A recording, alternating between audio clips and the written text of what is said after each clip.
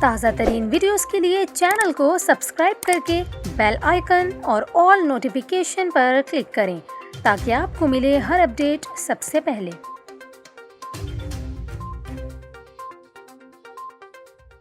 اور ابھی آپ کو خبر دیں، کراچی سمیت سندھ کے مختلف شہروں میں گرج چمک کے ساتھ بارشوں کی پیشگوئی کے ساتھ ساتھ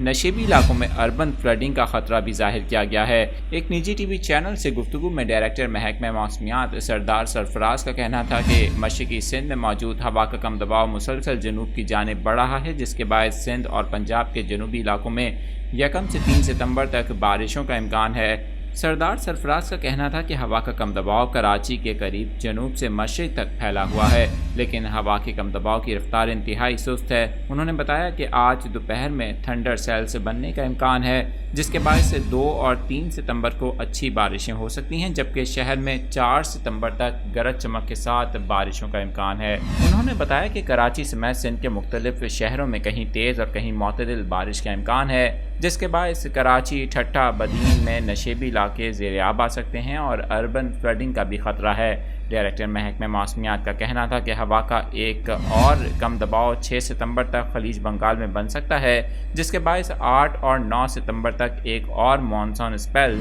سندھ میں بارشوں کا باعث بنے گا۔